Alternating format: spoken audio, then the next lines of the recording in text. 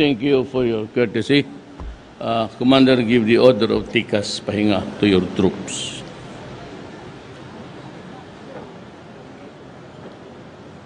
Tikas!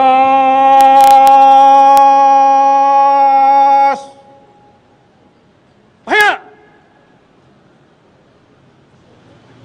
Ano? Tikas. Pahinga. Thank you.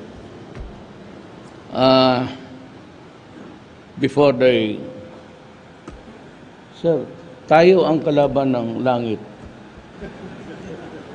Pagsakay natin nag-ulan, ang buang naghinto. I cannot understand.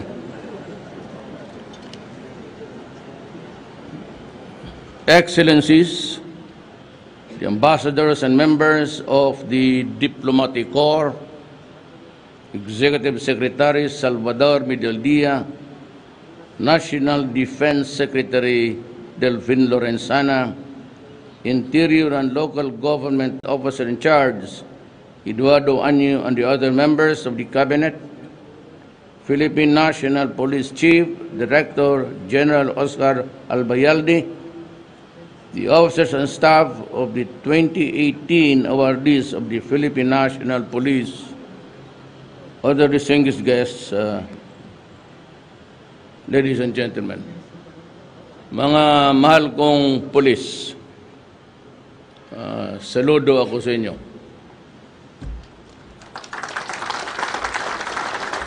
I congratulate the men and women of the Philippine National Police as we celebrate the 117th anniversary of the police service. The milestone is proof of your unwavering resolve and commitment to keep our communities, streets and homes safe and secure for more than a century. Today's occasion is also a celebration of your success in the cleansing the organizations from scalawags who hamper the PNP's efficiency in performing its mandate to enforce the law and serve our people. Your performance in the past 2 years speak well of your efforts in instituting reforms from within your ranks. Because of your tireless dedication, we have apprehended almost 160 illegal drugs personalities in the past 2 years. We have also resolved for more than 600 administrative cases as part of your efforts to cleanse your ranks. Furthermore, we have achieved a total crime solution efficiency rate of 72.13. Kaya ako sumasaludo sa iyo ako kasi believe talaga ako sa inyo.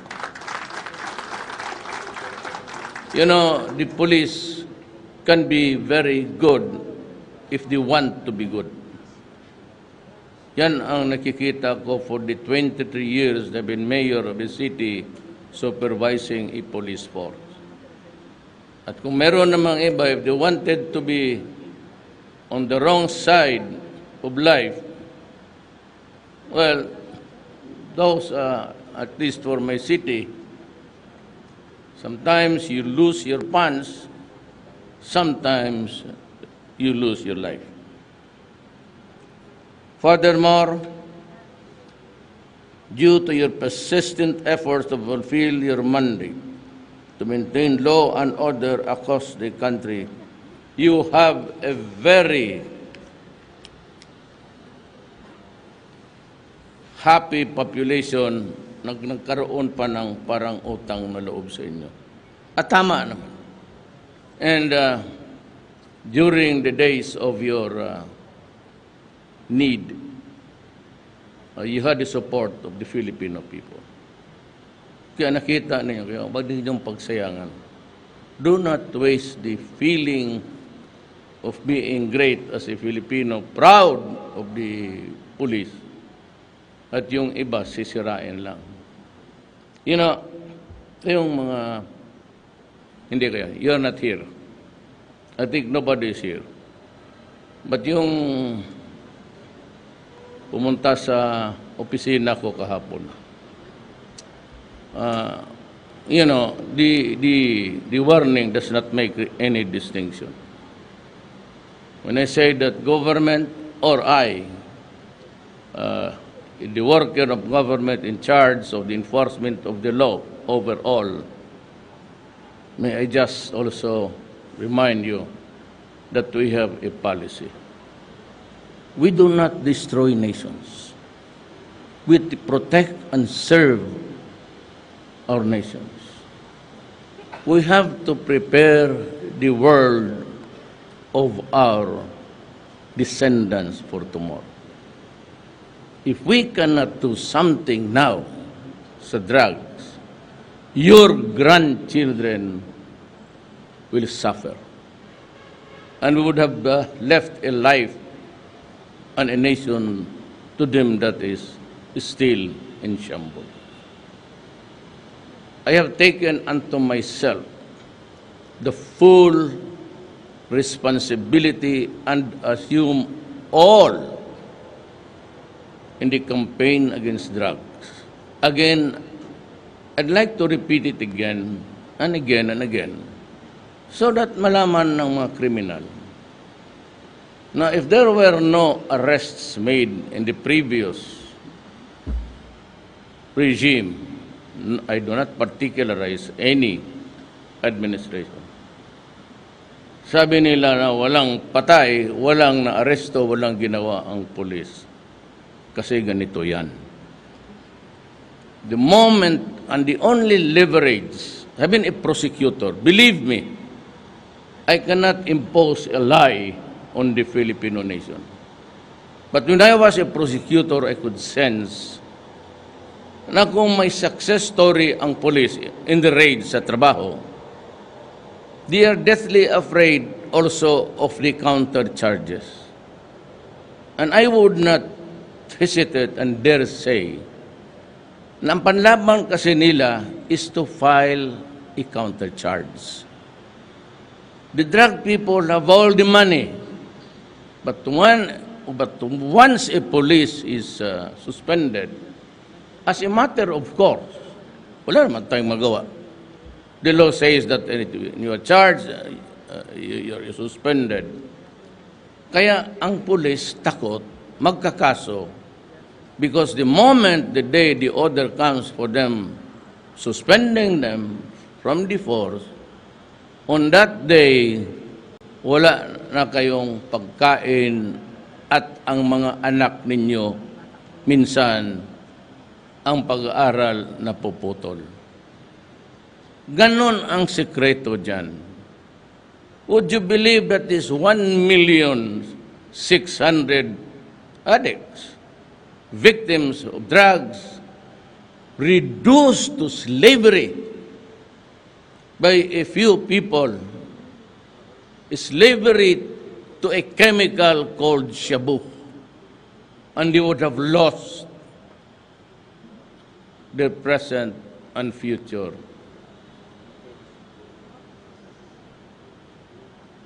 Life is not fair, and some make it harder for people to make good. Yung mga anak, and I pity them, if I do not make the last stand, I don't know who would be the president next. Pero kung ganon lang rin na matakot sa droga at they were able to hide successfully the fact that they had contaminated millions of Filipinos and there were no prosecutions, no big time. Used to be millions, now it is billions. You know, drug people, when you earn $1 billion, that is my donation to you for your life. If you run $1 billion industry in my country, I will not let it pass. It's either you kill me or I will kill you all. I do not give a shit about criticism. For criticisms, after all, do not make a country progress and develop. Criticisms for, lalo na yung politika, they cannot accept defeat. And other governments, here comes one president berating me in public, in a public forum. So he invited my insults. And he had it coming. And it was a dirty word. And I said, I don't give.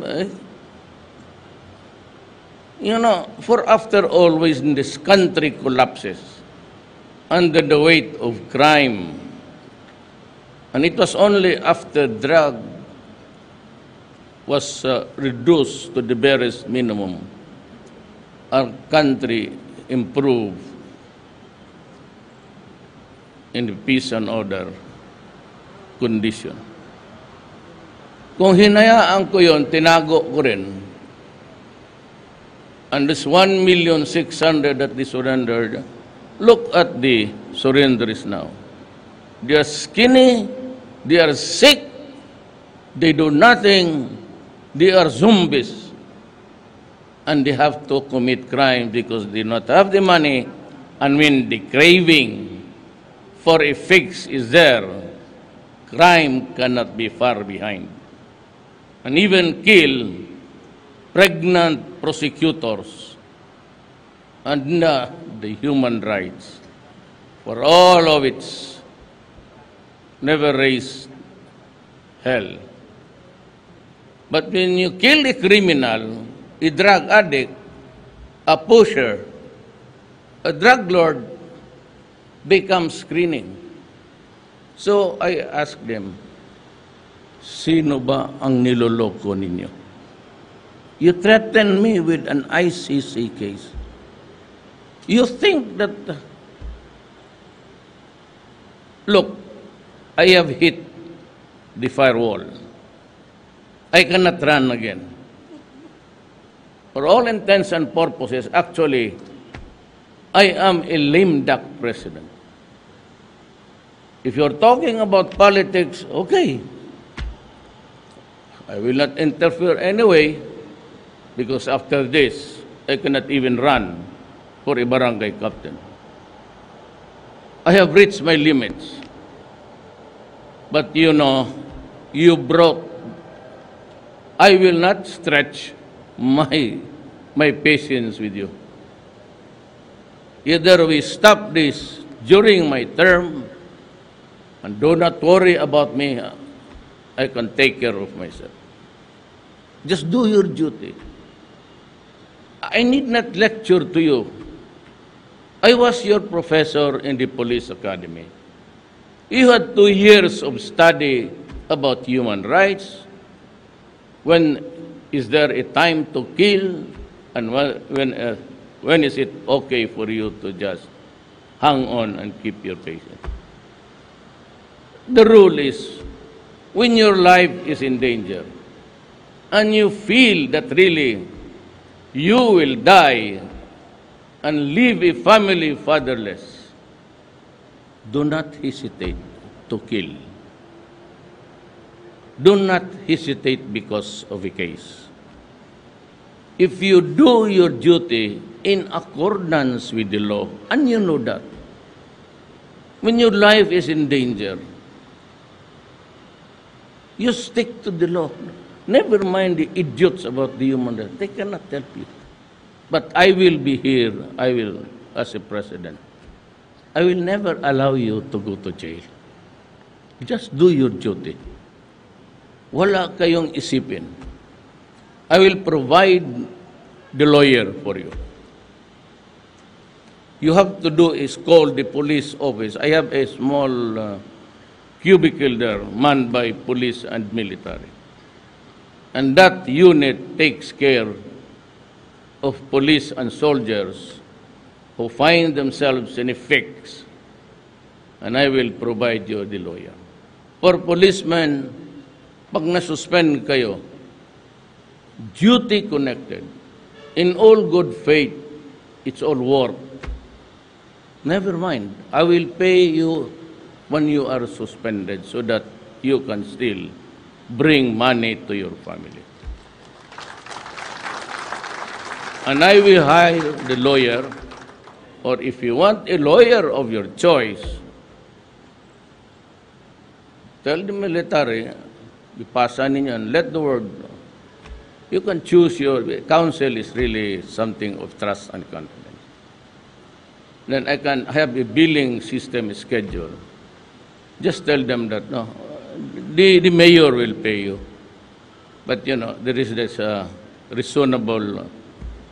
Unless COA would start to, again, tinker with our work. And as we know, we are bound by the law to follow the auditing rules.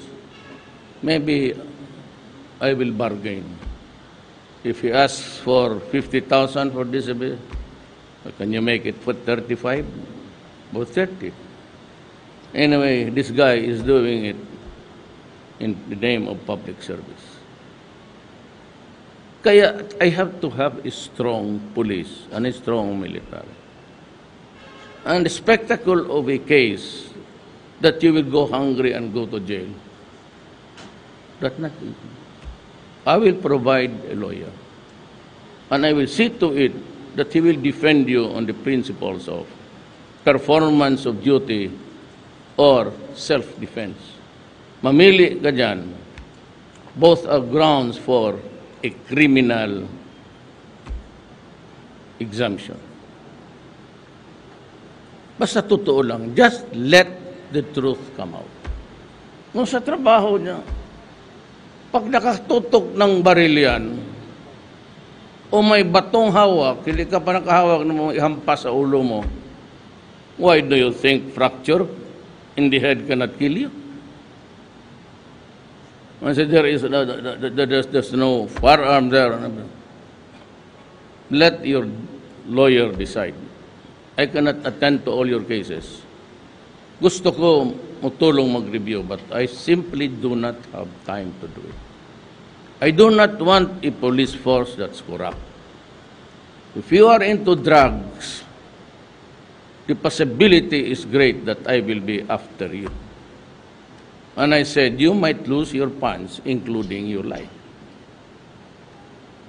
Double the hate because you are in government service and you do drugs. Pero kung trabaho lang, the way we love our country with fervor, we are lined up there, I'm talking, just consider me a co-worker of government like you. I just happen to be there holding office and deciding some of the things that would affect the destiny of this country. I would like to emphasize that the PNP has the government's full support, and this administration is fully committed to enhance your capabilities. In fact, we have allotted more than 2 billion pesos for the PNP Capability Enhancement Plan.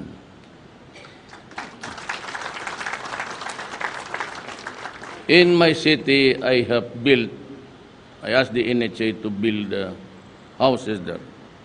Not the 24 type na ayaw ninyo. And I can understand it. That will rise soon. It's a 1,000.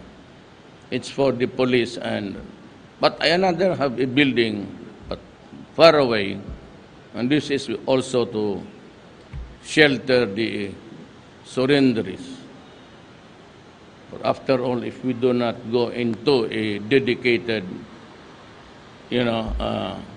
being the guide, providing the light, they will just simply return to fight again. We have to fulfill our promise. We have to give them the shelter, the houses. And we have to train them TESDA. I have poured billions out of TESDA so that they will be able to learn something there. Learn a new trade. Just TESDA is a something which is really important. And in the meantime that they do not have the jobs, I pay until such time that they become productive members of the society. But inuna ko muna, you have the precedence. And it's near my place. Kung sino yung mga taga Mindanao o Davao or Oriental, but Davao is the center of population. Anybody of you galing Davao, Davao del Norte, Sur, Oriental, Occidental, you are free to apply there. Free housing for your family. Dito sa Maynila, I will just have to wait for the Secretary of Finance because he have something in mind to help you. Maybe we'll lease some of the prime properties. Wag ito. Yung malaki itong just like Taguig. You can have it. Dominguez wants a GSIS for you in addition to what you are having now. And if you get the funds there, you're not supposed to dispose of it. I will just give you the power, but you can lease it, and you have to limit it for about 30 years. Yesterday, I fired the Council of Nayong Filipino, all of them. You do not give gambling licenses or franchise for 75 years. I mean to say that a child is born today and 75 years later, he's that old. There will still be gambling in this city. I will not allow it. I hate gambling. I do not want it. There will be no casinos outside of what are existing. I'm not granting anything. Basta gambling, ayaw. Better look for something more enticing, just to wager a war in money. We likewise assure you that you will do your best and our best to promote the welfare of uniformed personnel and that of your families. Since you put your lives on the line to serve our country and people, it is only just and fair, that the government takes care of you as well.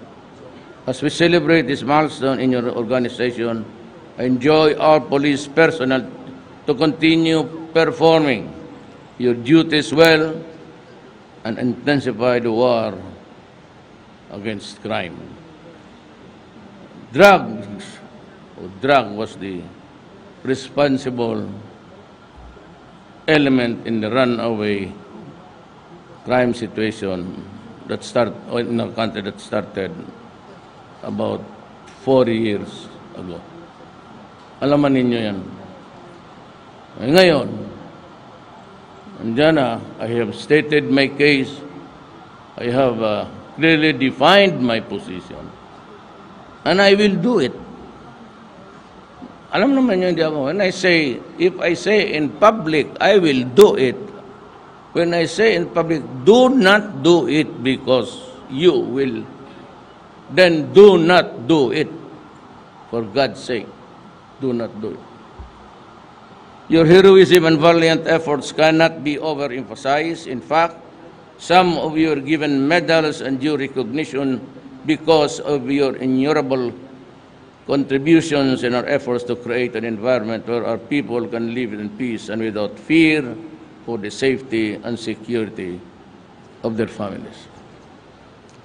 Just like when there was this Kadayawan every August, I told every movie houses, every hotel, I was just a new mayor then, improve on your sanitation and hygiene. I do not want to see something on that bowl of your toilet floating. You must have water, and you must provide some relief. But I was new then. Hindi naniwala. And you can ask any military guy who had the chance to sojourn and visit my city. I closed them all. And when there was a time when the victims of firecrackers, pyrotechnics, reached 700, I said, it must be a stupid government to allow its citizens to be hurt. Just a tradition. What about tradition? Tradition of killing our children? Tradition of... I said, stop it. So, you want a quiet Christmas, New Year? Go to Davao. As a matter of fact, you go to Davao now at 12, and this is not my... yung babae doon, at 12 o'clock, Semana Santa ang Davao. At 12 o'clock in the evening, it's all quiet. Walang aso kasi ayaw ko ng aso sa panahon ko. Saan yung aso? Anong ginawa ko? Okay. Mayroong isa talaga dyan, animal lover. So, pipiyak yan. So, hindi ko na sabihin kung ano. Pero kayo mga Ilocano, pakita nga kayo kung sino kayo. Ako may official ako doon na babae, taga Tugigaraw. Every other day, kumakain ng aso. Naubos ang aso sa Davao. Dumating na mga Ilocano eh. Oh, you have a problem with... Paasahin ka ng mga Ilocano na ubos ang aso.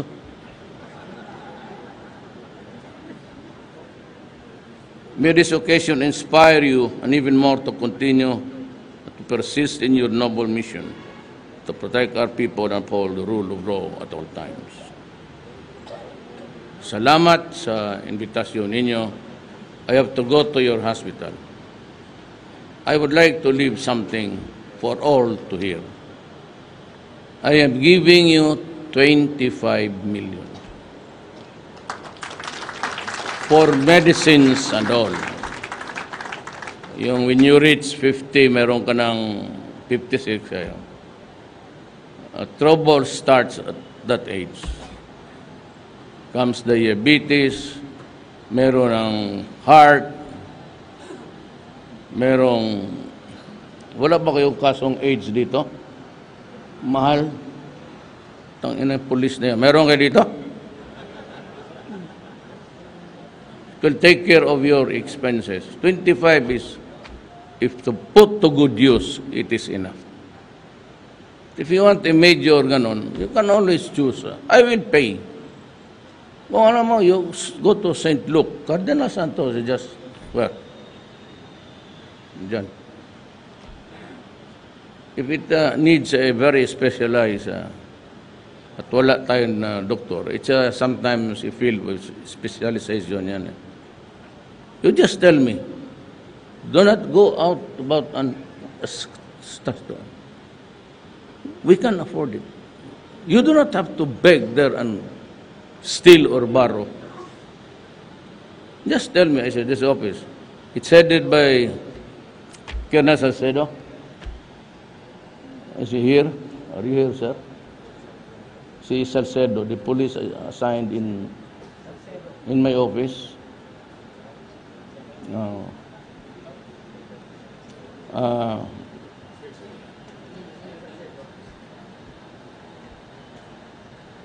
Yeah, he's the one.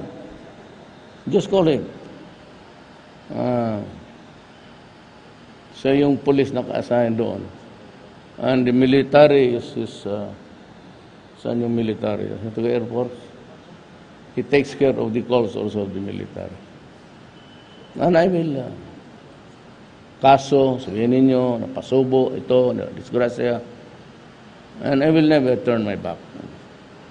All that I ask is that we serve our country, the utmost good faith, Do not go into corruption. If you think that you cannot survive with the salary, then you are free to go. Pero kung ganito lang rin, pag magtiis kayo, but you do something, and that you have been doing it, you did it in the past, just do it now, again, and we pray to God. Ako, I assure you, this will be a clean government. And I said, the military and the police, if I do not perform,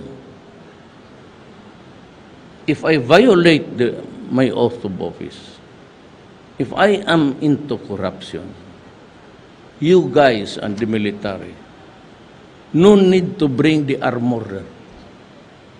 It will be locked, because you will be meeting my, of course, there's a lot of mix there. Also, sundalo kagaya ninyo. If you think that I am destroying the country or I'm not doing well, all you have to do, the major commanders, the command, they can always pay a visit and say, Mayor, it's time for you to go, I think. And I will step down. No need for this raucous about tanks and everything. Kung tingin ninyo na walang pag-asa ang bayan natin pag ako, we are free to seize power. And maybe it's your option of what to do with the country. Maybe you might be able, more than I, baka you can solve the problem. But for the meantime that I am here, I said, I'm a co-worker, just like you. Magtulungan tayo. And there are standards which is not mine, which is required by law in all of the code of ethics and all the things that we do when we swear to serve the country. Will you just follow the country? Me, I will abbreviate your vote of office. Your duty and mine is to preserve the republic and to protect the people. Simple. And that's all there is to it. Maraming salamat at mabuhay ang PNP. Tigas tayo. So, thank you very much. Salamat. Thank you very much, Mr. President. Talupag!